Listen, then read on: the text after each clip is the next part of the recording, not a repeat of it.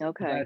But let me go through quickly, basically the kind of the thing. I have a checklist of things that I just like to make sure that I talk about when I'm going to coach somebody. Sure. And first of all, I'm really excited for you because I think this journey is amazing, and to be able to be coached, I think there's nothing that gets you to where you want to get to faster than coaching, and it's awesome. So I'm really excited about the journey for sure, and I love to be coached because it helps me as well.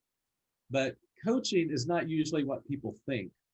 I usually do talk about the wheel of life, and sometimes it's usually there's like 8 different pieces to it. Like, how are you doing with your physical? How are you doing spiritually on a scale of 1 to 10? And so it kind of brings up all different things, your environment, several different aspects of your life. And it can kind of quickly give you an assessment of, oh, yeah, my life is not quite balanced. There's Mm, areas of my life that are not balanced, and it kind of brings mm, those up pretty quick. But I try to remind people that coaching isn't it's not me telling you what to do. You're not going to hear me telling you what to do, which always surprises most people, because most people in the world today think when they hear coaching, and most people that talk about coaching are basically mentors. They're not coaches. They're not professional coaches. So a mentor is one that was someone will say, here's what I do what I do. But a coach is asking you questions to figure out how to help you think into better results. And one of the examples a lot of time that I use with this is like if you go to the hospital or a doctor, if you go to a doctor, you already know what they're going to say. I mean, they're usually going to say exercise, eat healthy, stop doing bad things to your body, like smoking, right? All of these kinds of things. And it's like, I already know that. I don't know how to do that. That's the problem. And so sometimes mentors will help, right? I mean, there are some, I think everybody needs a mentor. I think everybody needs things, what they don't know how to do, they need a process to figure out how to do it. And sometimes I will put my mentor hat on. And if you want me to, that's fine. Ask me. And I'll say, okay, I'll put my mentor hat on for a second. But coaching is not mentoring. Coaching is not being a friend, um, even though I hope to be your friend. But sometimes friends will tell you what you want to hear and not what you need to hear. So I'm going to be more than just a friend. I'm going to, in our time here, I'm going to really focus in on helping you accomplish what you want for your life. Um, Another thing that I sometimes will talk about, I'm not going to be an educator, so I'm not going to do lots of teaching. I'll be doing more talking today than I probably will ever in our coaching sessions. But today, I'm going to do some teaching and training. So I'm going to talk to your head a little bit, but we're going to shift around, and I'm going to start asking you questions. And sometimes things are going to be silent because you're going to have to think. And most of us don't like to think. So, you know, we've been taught to not think. If you grew up going to the typical school, they tell you what to know, and then they give you a test, and you're to regurgitate what they taught you. That's not what I'm going to do for you. So I'm going to help you think. I'm going to ask you questions that cause you to have to go, well, why did I do that?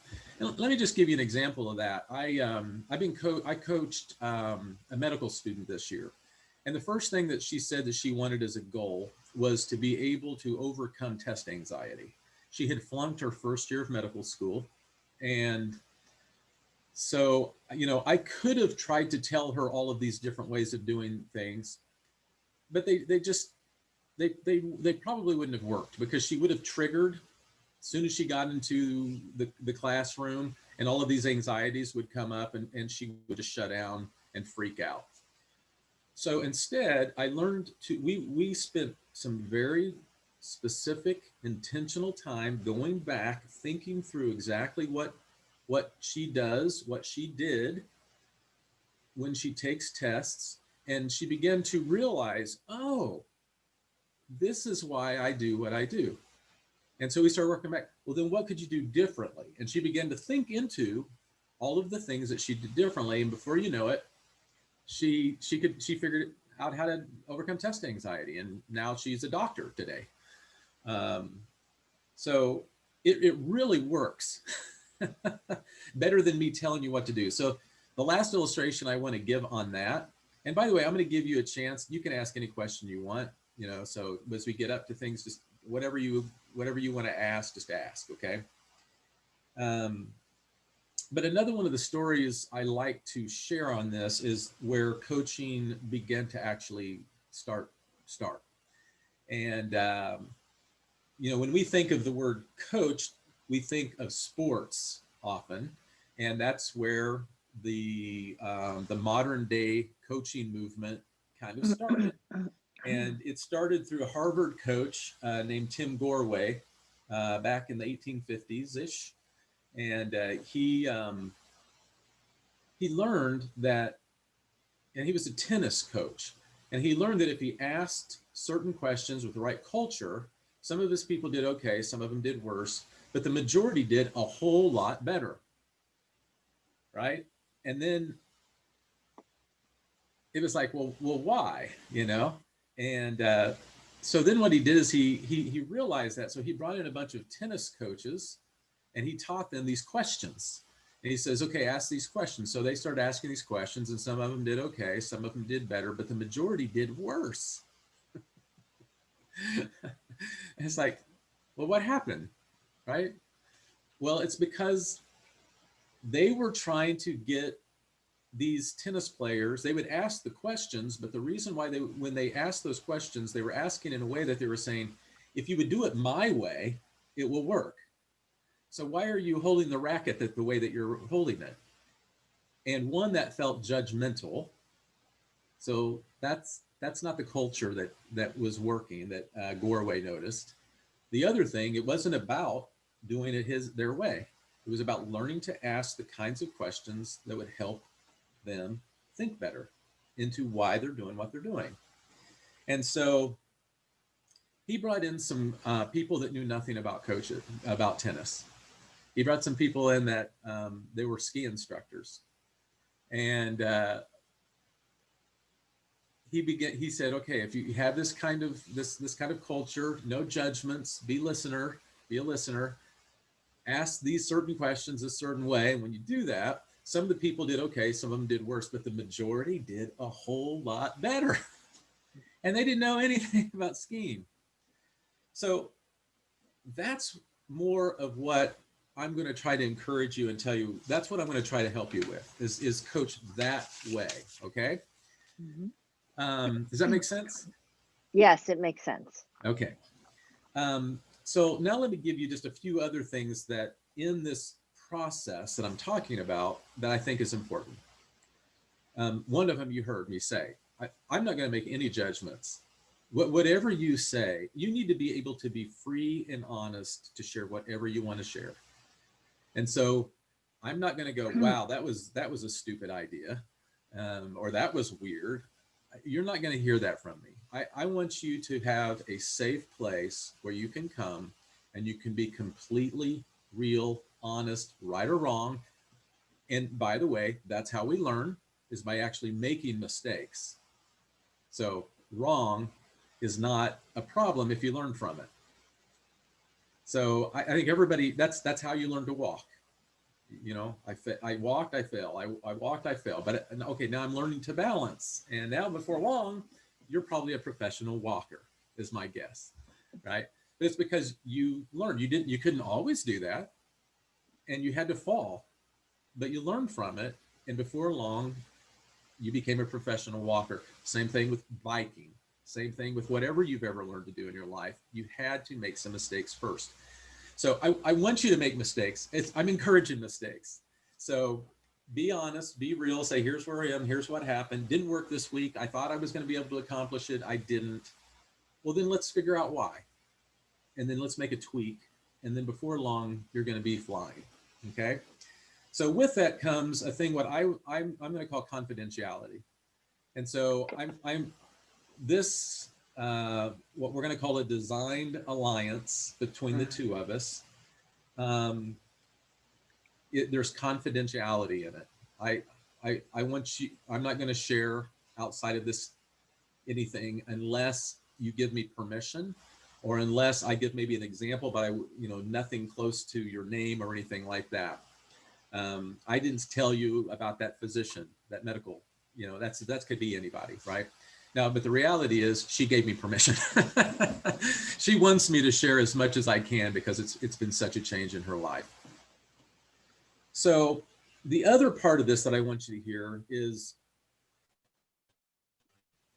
I'm not here. I am not going to tell you what to do, like I mentioned. I am coming alongside you to help you. And so I want you to hear that, and I want you to understand that, because as we get ready to move into maybe a mini coaching session here, it's usually about this time that I begin to say, is it okay? I want to ask you, is it okay for me to coach you? Mm-hmm. Is it Oh, okay if I yes. coach you? Yes. Okay. And I think that's really important, because I think you need to understand we're together. It's not, again, me telling you, it's we working together on this to help you really truly accomplish what you want. Now, along the way, let me just tell you what kind of happens. First of all, we're going to probably just take about 45 minutes each time. I'm going to try to really stick with that. And usually about 5 minutes before near the end, I'm going to probably try to wrap it up. And you will always come away with very specific next steps that you want to do for your life. So that's my goal, is to help you get to that place.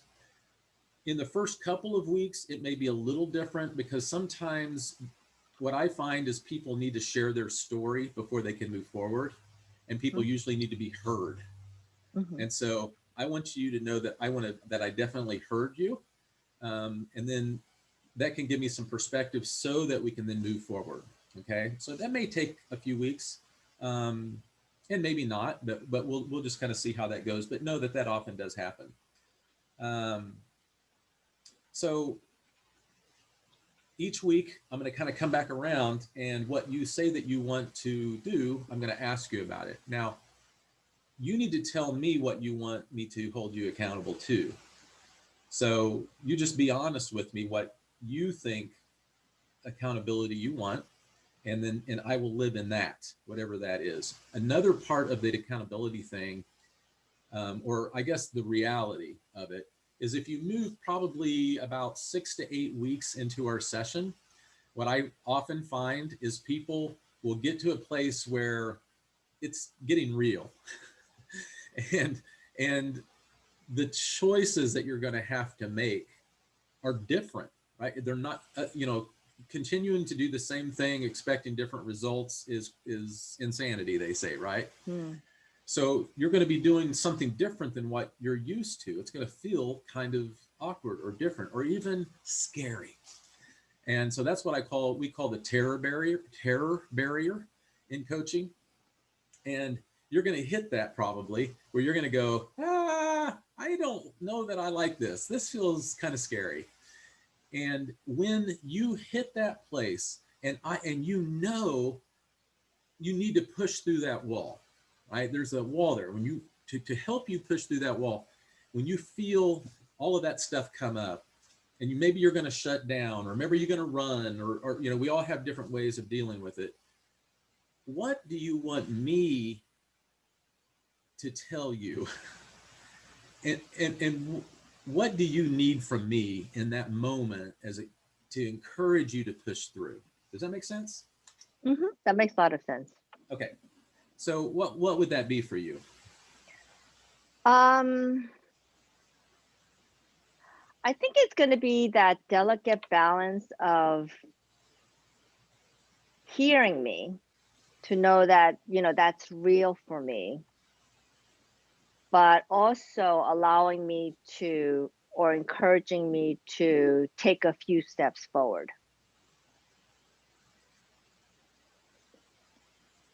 Okay. Now, I do have ADHD, and one of the things that helps me a lot is to write notes when you're talking. Now, I don't have to, but it helps me. And Mm-hmm. so often when you're talking and sharing, you'll see me writing notes because I don't want to forget what you said and I may want to come back to it. So is that okay if I write notes Sure. while we're doing this? Okay.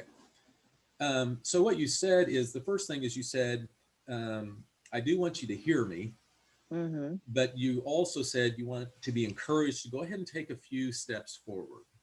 Mm. Now, a lot of people I coach, they're all different.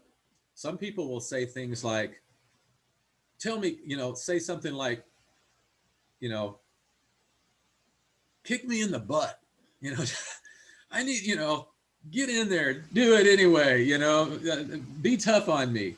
And other people are kind of like, I need you to be really loving and gracious to me, Mm-hmm. or Mm-hmm. whatever. Help me understand what would, is it enough for me to say, take a few, can you just take a few steps forward? Or what will help you through that fear? Mm.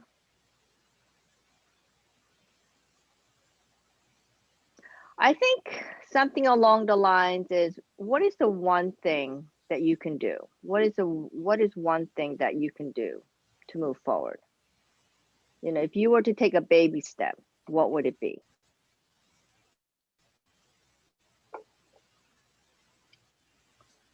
Okay. And when you are in that place, and I see it, and you may not see it at the time or whatever, if I say baby steps, Mm-hmm. would that be the trigger that's like, oh yeah, I remember.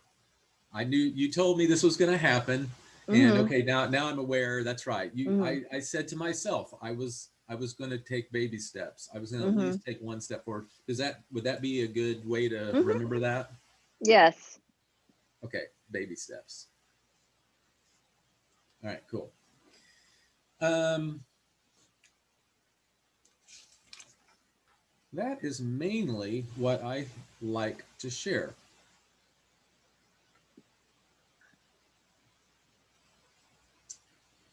I think it's mainly it.